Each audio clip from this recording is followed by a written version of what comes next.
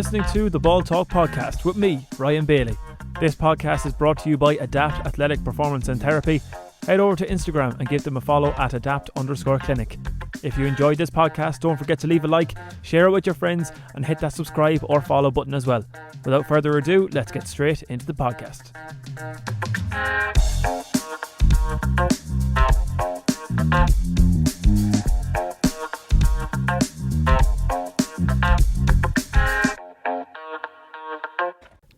This is episode number 65 of the Ball Talk podcast, as always brought to you by Adapt Athletic Performance and Therapy. And today we're back in the Peace Gardens in Banada, and I'll let my guest here in front of me introduce himself. Colm McGee, Tubbercurry, St Attracta, Sligo. Is that enough? How are you keeping? Good, yeah. All is good. Well, better going back to school, but we'll get no sympathy there, I suppose. We're back with this today is what, Saturday? You're back. Well, you were back last week. Back last week, yeah, so easing ourselves into it. Good stuff. Come here, first question, and a question that I try and ask everyone on the podcast. Colm McGee's golden ticket to your dream concert. You got your three headline acts, bands, solos, dead or alive, whatever it may be. Who have you got? This one will surprise you now, and I brought this up recently in a classroom conversation as well. Gary Barlow would be one of them. On his own? Yeah, I don't know, I just think he's a genius. Okay. Random enough one. I have a strange old taste in music too. I'd listen to anything really, but I love Irish ballads and stuff. Yeah. It's not necessarily people performing them, it's just covers and stuff. And you've me stumped there now. The script I like. I've been at Westlife concerts in Markfitch Park actually, which was good, so we'll stick with the Sligo connection, I suppose. Yeah, a few thrown in Westlife, alright. Although I suppose I'm doing them more local now as well, so there's going to be more people throwing Westlife in. Yeah, Gary Barlow now might be the odd one out there now, but... Have you seen him, or have you seen the script No, either? I haven't, but I just listened to him and, I don't know, I like it for some reason. Yeah. Rare one. Straightforward, that's the three, so usually people get stumped at the third one. Yeah, well, I was kind of thinking it was a safe choice, it'll be a popular choice as well, so... Yeah. No, Westlife, you can't go wrong. Yeah, good stuff. So, we'll go straight into the football chat, so, and... What is it? It would have been, last Saturday? With the Miners against Meath, losing against Meath, but as we see now, Meath are a point up on throwing a half time in that game. After a defeat like that, you can look at it in two ways.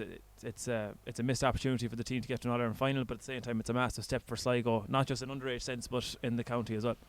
Yeah, I'm sure you would have heard me in school talking about the Sligo or the perception of Sligo teams over the years and the moral victories and being happy with that. And it's not really something we discussed with the Miners this year, but it's something that was kind of in the culture that was driving the coaches, I suppose. And it was great. At least this time we've something to show for our year, and we've a bit of silverware this time, which is great. And we probably didn't realise it until after the Connacht final, the impact it had outside the bubble.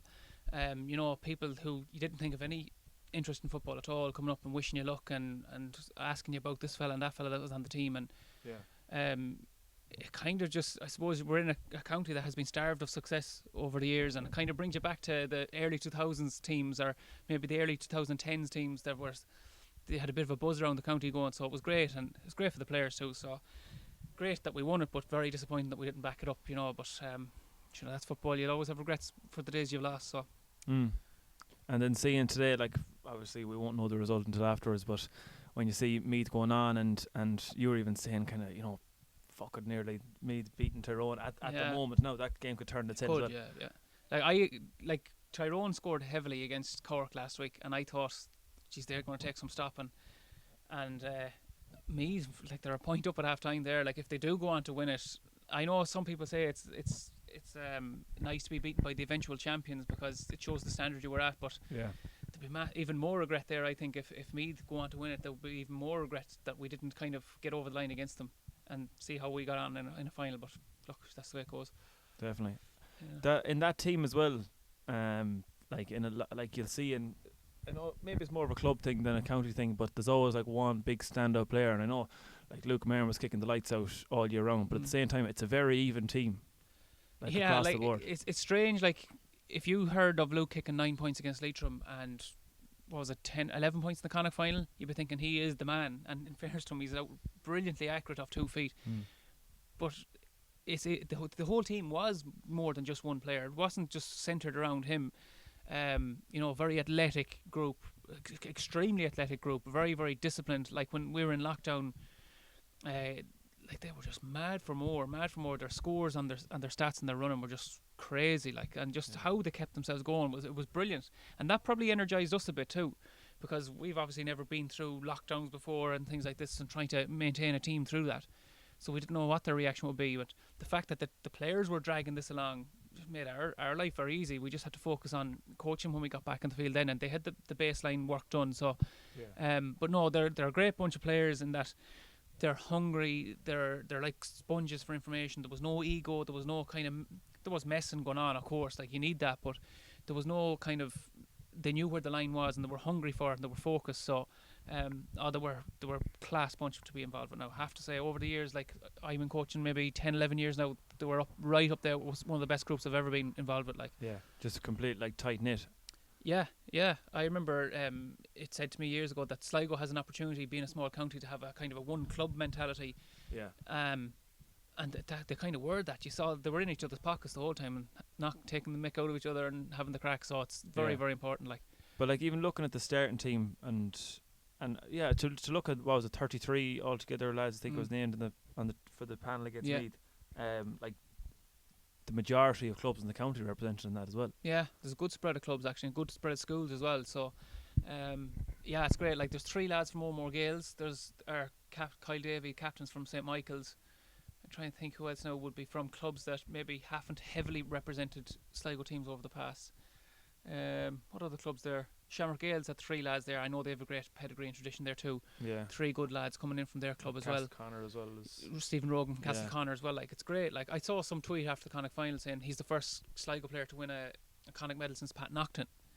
That shows you how far back it goes. It's that's 07. Like, so. I'm sure he created a massive buzz down the west as well, and Brian Duffy and Enniscrone and Ryan Gillespie and Eastkey as well. So that's great. Yeah, I heard that Kyle Davis working in which one of the hotels? Mercury Castle, yeah. And there was a wedding on, and he was the star of the show that day. I saw him on somebody else's Instagram actually the next day after the Connacht final. Same smiley head, and alright, but he's epitomises what I was talking about there, in that there's no ego there. He really enjoyed the moment. He really deserved his moment as well, but he's not going to dwell on that and get a big head over that. And funnily enough, he actually wanted to play outfield for us. And he was trying to. He took a bit of coaxing to actually go into goals, but I don't know how the penny dropped with him or what clicked. But he said, "Yeah, I'm going to give this a go." And he never looked back since. He was a real top class guy and just great boomer of a kick out. Very good in the short kick outs and very vocal as well. So they're your main ingredients. Yeah. As a goalkeeper these days. So you're coming into management at underage county level with a lot of experience coaching, especially in South Sligo, and you're coming up with 10 years now in Attracta, are you? 2010 was my first. Oh, you are? Yeah, I've 10 done, yeah. So 2010 we got to an All-Ireland B final under Anthony Brennan and Pat Kilcoyne, yeah. Lost to Clon Mel, I think it was. Were you coaching that year, yeah? I was coaching that year, yeah. Yeah, in 2011? 2011, yeah. The likes of, say, Carl Henry, Jason Perry, Oisin Kennedy. I think Liam Riley was on that. All that crew. They were the first group I managed, having coached the year before under say Anthony Brennan and that. So, So the guts of 10 years at it now. So.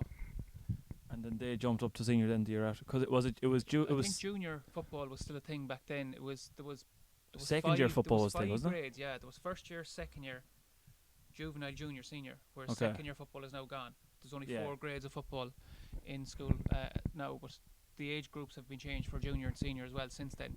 There used to be a tighter age bracket for junior, senior, whereas now junior is younger and senior is older. So there's a bigger window there. But yeah, it's mad to think now 10 years done, yeah, it's fairly flown by. And you were so you were coaching with that team, that kind of final was in Charleston, wasn't it, that year? That team in 2010, was it? 2010, Brian the final Egan. was in Charlestown against Kilshima, I think. Yeah. So the last in Ireland final that year, and then, 2-3 years later then? 2012, we won a Connacht B title, and we lost an All-Ireland semi-final against Cormac Costello's Ardskal Reach, I think they're from Dublin anyway. It was Cormac Costello's team. I think it was Ardskal Reach they were called. We lost against them up in Longford. I think we had the post 5 times that day. Okay. And they went on and got humped in the final, so might be no harm we didn't get there, but Gave the lads particularly the fifth year lads, gave them a great kind of bit of motivation to come back the following year even stronger again. So, yeah. And then to win All Ireland in the following year. Yeah. Special day, I know that one. Yeah, but a lot of very lucky along the way too. You need that rub of the green. Like we played, our toughest game that year was the Connacht final. We played in Castlereagh against St Aloysius from Athlone.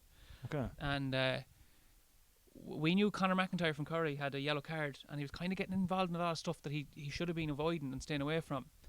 And we had, I think it was a Sean O'Donnell from Bunadden to come on. We had him literally ready beside us to come on for Conor, and Conor picked up the second yellow, but the ref never sent him off.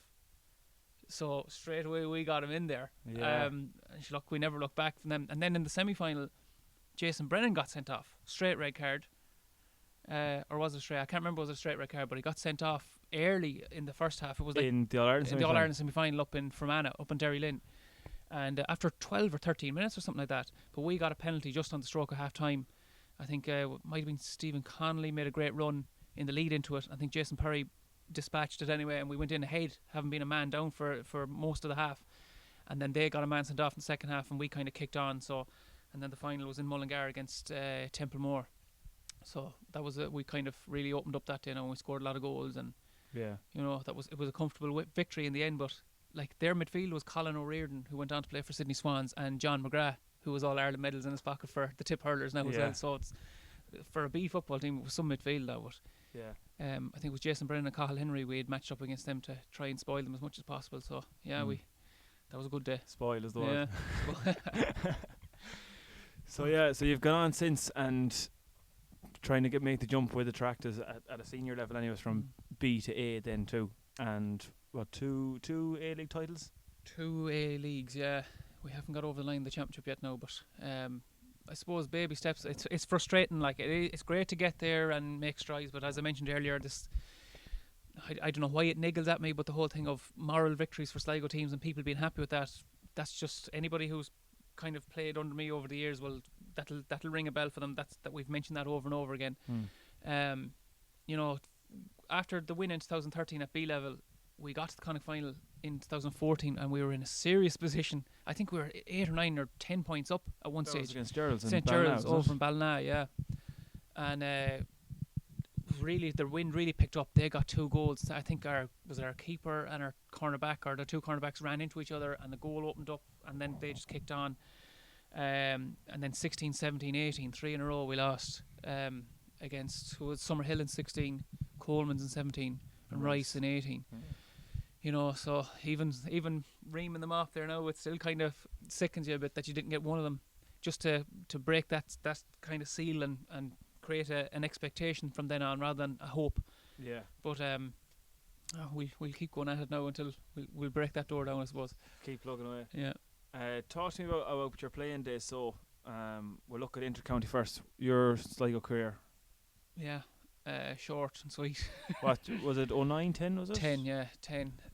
So you missed the trip down to Kerry. Yeah, I was on a J1 that year over in Boston playing for Shannon Blues, and we actually got to a final that year as well and lost it over there. But the year we came back, then I was kind of in limbo a bit with what I was doing study wise. I was finished with NUIG and I wasn't quite sure where I was going career wise. I was going for interviews with primary teaching and secondary teaching, and needed certain amount of hours to get points to qualify and stuff like that, and so I kind of had a lot of time to hit the gym and stuff like that, which I badly needed to do, and that stood to me coming into 2010. I was very lucky again. Like I remember I wasn't involved for the first league game. I think it was away to Antrim. Sligo seemed to play Antrim every year that time. Yeah, that was the back-to-back divisional finals against Antrim. 3 and 4, or 4 and 3, and I didn't feature against Antrim. I think the second game was against Louth at home. I was on the bench for that one, didn't come on. In that game, I think Adrian Marin got suspended. He got sent off. So the following week, it was Cavan at home, and that's where I got my chance. And then Cavan Fermanagh, I might have missed a game somewhere there. I think I missed the Wexford game as well, actually. I wasn't involved. The first 2 games, I wasn't involved. It was the third game, then I was on the bench where Adrian got sent off. Cavan at home was my debut. I think myself, Donal McGlynn from St John's and David May made our debut that day, and Cavan Fermanagh back-to-back weekends. Actually, the Fermanagh game was the same weekend that St Attracta played in Fermanagh as well. That was the the year we won the All Ireland 2010. We played up in a place called Tempo. Probably still to this day one of the best games I've ever seen. I think we scored 6 goals that day. Went extra time. It was kind of up and down. We played St Michael's from Lurgan, who are now St Ronan's of Lurgan. They amalgamated. Funnily enough, we played St Michael's of Lurgan in the 2 All Ireland semi-finals in 2010 and 2013. Right. Same team we beat twice. But was in Fermanagh twice that weekend, yeah.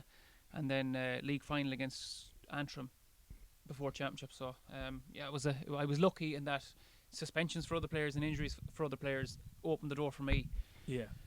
So that was 2010 league, and then championship was like the year we had. It was dream stuff, like, because after getting to Croke Park to play a league final, and then you draw Galway in the championship, and then you draw with them, and then you beat them in a replay.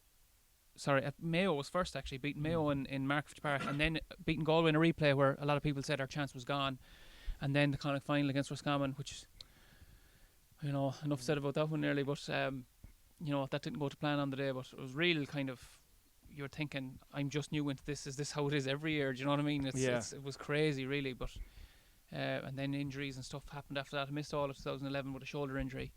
Back in 2012, played New York first, beat Galway up in Salt Hill. I think Adrian Martin was on fire. I think he kicked 2-6 or something like that. I remember that, right.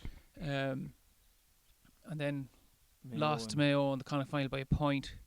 There was 1 or 2 debatable scores given that day. I think was it Colm McGee hit a free, and if there was Hawkeye now, it might have been a closer thing. But there was a hand pass as well to. Was it Dave May hand pass to Brendan Egan, I think, and it was given as a throw ball. Brendan was kind of going in on goal at one stage. Possibly, yeah. So look, and then missed 2013 because I was kind of sick around that time as well. So I actually wanted to focus on the club for 2013, and funnily enough, we got to the county final that year, and then back in 2014 for another rattle at it, and then broke down by March, I'd say, with hip trouble, and that was it. Just remember, Sligo IT ball came to me and just got a bolt of pain through my hip, and I just walked off the pitch. I said, that's it. So kind of a funny 3 or 4 year period, like, but you learn so much. You don't realise at the time what you're learning. Yeah. I suppose I've been lucky that I'm able to take that into my coaching, I suppose, and deal with injured players, or deal with lads who are out of form, or lads who are starters, or lads who are on the bench, and trying to kind of give them all a motivation and stuff like that. So you don't realise at the time what you're learning until you kind of reflect on it. And you're hearing yourself saying to a young fella what a coach said to you, and you're like, oh, that's what he meant. Yeah, I get you, it's funny how it works, but yeah, that's where we're at so far anyway. So hopefully there's a few more chapters to go with the coaching side of things. And let's look on that, and on 2010 especially as well, and just the team that was there. Like, you're playing in the forward line, let's say, whether it be in the Galway, Roscommon or Mayo game, and you're looking around at the Alan Costello's, Eamon O'Hara's, David Kelly's, guys like that, like there's such a variety in there. Yeah, like that was a team of men. Around that period, that early 2010s period, there were men in that team, like there were big bullies, like more or less, that kind of Sligo probably haven't had in the last number of years. Experienced guys as well. Yeah, the likes of Brendan Phillips at centre back, like, sure, you try and run a Brendan, you'll do it once, you'll try and find another way of doing it the next time. I'm trying to think. Johnny Davey, wing back. He's the best full back line in the country. Yeah, Charlie Harrison, Noel Maguire, Ross Donovan, Philip Green in goals. Johnny Davey was right wing back. Brendan Phillips was centre back. I'm trying to think who was the other side. Paul McGovern, was it? 2010. I'm not sure. Was he there in 2010? He came back. Yeah, he was away and he came back. I'm getting 10 and 12 mixed up, so I can't think who the other wing back was. Then you had Tony Taylor, Stephen Gilmartin midfield. Eugene Mullen was kind of in and out there too. Huge men. Then you had O'Hara, Coss. Like, Coss had just an absolutely outrageous left foot. Like, he put a ball in your chest from 50, 60 yards away. Well, just sticking on Alan Costello, like, let's say you're playing the full forward line, having a player like that out around the middle that you just know you're going to move 5-10 yards either side of your man, that's going to literally be put into your pocket. Yeah, you just made the run or even created a gap, he'd know what you're thinking almost. And on the other side of that, I was very lucky that I played with such an electric kind of nuisance that David was, even at club and county level. Like like he brought my game on because he was occupying 2 defenders probably, and that probably gave me a little bit of leeway in club and kind of league games and stuff like that. So like it was a dream to play with. Who else? The other side then was Mark Breheny. Sorry, Mark Breheny was centre, and Coss was wing. But I think they kind of rotated. And then myself, Adrian, and David inside. I think Kenny Sweeney, Stephen Quone. There was kind of chopping and changing, depending on form and injuries and things like that as well. So yeah, geez, when you think when you ream the names off there, it's a phenomenal team. I think Mark Quinn was injured for the championship that year too. He was playing all the league games, and I don't think he made his championship debut until 2012 against New York, because he just had constant hamstring injuries as well. Like, and he was another top quality player as well. Probably didn't get the credit he deserved in a Sligo jersey. And you still have the Sean Davies and Neil Ewings and like as I said, they're men. They were bullies. Like you know. Well, maybe it's a different game now too. You know, it's probably a faster game now, but you know, it was a privilege to be involved in them dressing rooms and learn from them guys. You know. Yeah, you touched on 2014 as well, getting injured, as you said, down the IT. You go into the county that year, and that was the year you won championship. Yeah, with Tubber. Yeah, getting the injury that early on the year, and then although you came on in the final fourth, did you? Yeah. But still, not being able to fully play a part must have been difficult as well. Yeah, like because my plan kind of after 2012, where I was kind of sick, was to go back to the club and start enjoying football again and just get a bit of form back. And we did. We got to a county final and Tubbercurry beat us. So I kind of had my kind of grow for it back and ready to give the county setup another go, and that was massively frustrating that the injury flared up. And like you said, the year we went on to win it, I had missed the guts of. I think my rehab program was something like 16 weeks, and I was maybe about 4 weeks from playing again, and I tore my quad, so that put me back again. So I didn't expect. Now, in fairness to Willie Gormley, was over us that year. He didn't have to put me on. He had nothing to go on because I hadn't played any game before that. Yeah. But I was, I'm hugely grateful that I got to be on the field when we actually won it, because we've lost 3 other ones. So the one we won, it's a funny one because obviously you're delighted and probably more relieved that you've won one. But for myself personally, it was a feeling of I didn't contribute as much as I would have liked because of the injury. But I won't turn my nose up for the county medal. Yeah. So that was up to 2014, and then we lost another one in the one in Enniscrone. 18 was it? That was 18 in Enniscrone, yeah. So 2008, 13, 14 and 18 were the 4 county finals we were in. So 1 out of 4. They're not. If one of my students was getting 25% in a test now, I wouldn't be too happy with them. But look, we have won. We have to be grateful for it, I suppose. Yeah. Go back. You touched slightly there. I know I'm bouncing around topics on teaching. Being a teacher and a coach, does it make it easier or does it make it more difficult? Depends. It depends on the player. Depends on the personality. Depends on the dynamic. Depends on. I don't know. It depends on a lot of things. I enjoy it. In fairness, I'm lucky that I work on my doorstep, and some people say to me, do you not find it awful awkward or whatever? But I've had outside of school, there's never ever been any issue. Like, yeah, there's a kind of an awkward look from a student across the road, and how is there, and that's it. And for the most part, they're lovely, and you can stand up and have a chat with somebody, and in one sense, it's lovely bumping into people because you get to find out where they're at now, and how have they progressed, and from a footballing point of view, even more so. I loved to see the lads that went through St Attracta's teams kicking on into under 21 level or county level, even for Sligo or Mayo, because like Paul Towie has done it recently, even Paddy Goldrick playing with the Mayo under 21s. Yeah. There's a good kind of line of former St Attracta's players who have come from Charlestown that went on to play underage for Mayo as well. And I never thought I'd say this, but like I have great pride in the likes of Paul going on into a Mayo setup, and 100%, imagine if he managed to get over the line with Mayo in 2 weeks' time, to know that you've had a hand in, not just me, I'm saying the St Attracta's coaches, they've had a hand in kind of progressing him through, and it kind of gives you a bit of a spark to keep going and do it for other people as well. Yeah. Preferably Sligo people though. Yeah. But look, it's very rewarding. There are very frustrating times, when things don't go your way, or you fall out with somebody, or they don't there's a bit of ego, or there's a bit of a clash. It is very frustrating because you're giving so much time to it. Yeah. But then again, the reward is seeing people progress on and off the pitch as well. So it's massive. Yeah, 100%. You reminded me before we came in of a story. I know where you're going with this. Yeah, I was waiting. I was thinking, are you going to bring it up or am I going to bring it up? I'll let you tell it from your perspective. So, well, the teachers were playing the TYs. What year was it? 2018. no. What year did you say it was? I was in third year, so it would have been 2015. 2015. So it was close to Christmas, I think, was it? It must have been close to Christmas holidays. And we had this charity match, and I remember it was grey. It was dark, and soccer match between the two teams anyway. And of course, the teachers won, as we do every year. Debatable. And a certain student after the game ran onto the pitch with a bottle of water and dunked it over my head, and was forced by the school authorities, let's say, I won't name names, Powers that be. to write a letter of apology to the teacher that was dunked. And I still have that letter, by the way. I know. I found you it. sent me a WhatsApp. I found it and have it somewhere in school. But yeah, so yeah, man, Ryan. Yeah, there was a great idea at the time. It was, will I do it? Will I do it? And of course, everyone's egging you on. Oh yeah, go on. And little did I know that I had to write that letter of apology to you.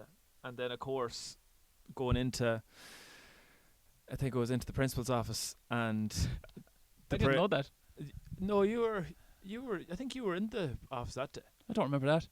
I know you were, because I remember Mr. McAvoy actually, what's the word I'm looking for? Actually commended me on the standard of letter that I wrote. And I wish you had a good English teacher, like. But that was it. He said, "Who's your English teacher?" And me there quaking, and my boots pointed over at you. And so that broke the ice then after.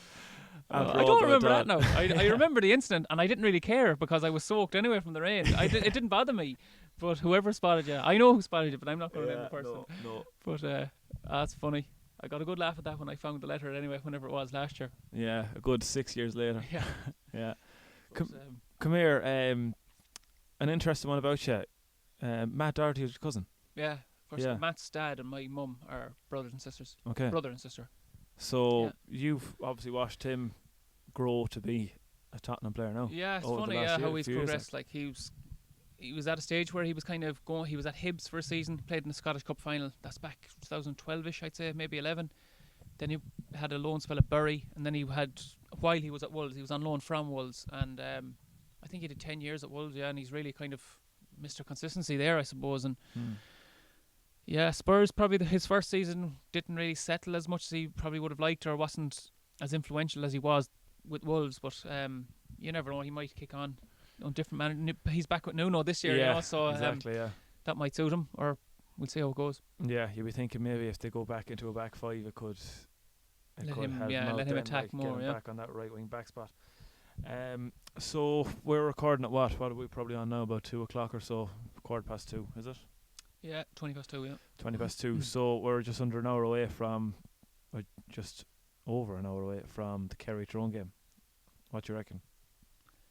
Very hard to know what Tyrone are going to bring because of the impact of the illness on the players. But you know, Tyrone will have a setup. You know, they always will, especially against Kerry. Like if there was any other team coming in against Tyrone, you'd be like, you know, they'll probably put them away because Tyrone have been ill and all this kind of stuff. Yeah. But Tyrone just go to another level when they're hitting Kerry. I do expect Kerry to get over the line because they're more healthy, I suppose. They've had no COVID issues. I would say a narrow win for Kerry. Yeah. Like with I find it funny with with teams that come out of Ulster because like it's, well, for me, and I think everyone, it's a majority of people say it's the hardest provincial championship to win is Ulster, like. Yeah. And regardless of what level teams are at, in a divisional sense, it's always going to be difficult. You know, Derry, Donegal went down to the wire this year, and like they all come very close, like within each other. Yeah. But like, can you see Tyrone being that Ulster team that breaks through that glass ceiling? Like, is it going to happen for them in the next few years? Oh, I this year I think no, but over the next years, yeah, absolutely, yeah. Like depending on how the minor game goes, I was checking it there. You know, they're going to have a constant feed of players coming through, which you obviously need for sustained success. And they absolutely can. They've done it before. You know, Brian Dooher was part of that. Ferg Logan, you know, a very shrewd operator as well. Like so, they absolutely can. Yeah, like Dublin aren't what they were. Not the fear, but like everyone was saying, it's great to see someone else winning other than Dublin. But if Kerry win it this year, they could go and do a 2 or 3 or 4 in a row with the panel they have as well. So people might be calling out for someone else other than Kerry to win it, maybe. Yeah, but, that's true as well. And we haven't mentioned Mayo yet either, which, you know, it's going to happen at some stage, I think. So this could be the year. Like, I can't believe I'm saying that as a Sligo man, but it could be the year, you know. So I'd say Mayo might prefer playing Tyrone in the final than playing Kerry, but you know, we'll just have to wait and see how it pans out. But it's definitely there's a lot of kind of intrigue around this one anyway. Yeah, like when you look at Mayo the last against Dublin, like a slow start and then a massive finish. Are Kerry, if they play Kerry in a final, are Kerry going to allow that? Like, we know Kerry love scoring goals, like. Yeah, but like Kerry have serious firepower too. Like, will Mayo keep Kerry at bay for as long a periods as they did with Dublin? Yeah, you know, that's questionable too. But yeah, it's definitely it's really nicely balanced now for the next few. Like the fact that Dublin are gone, it takes the whole kind of monotony out of the last few years where you're like, oh, you know, Dublin in the final, the place to get to was in the semi-final. The fact that Dublin aren't there now opens the door for everyone else.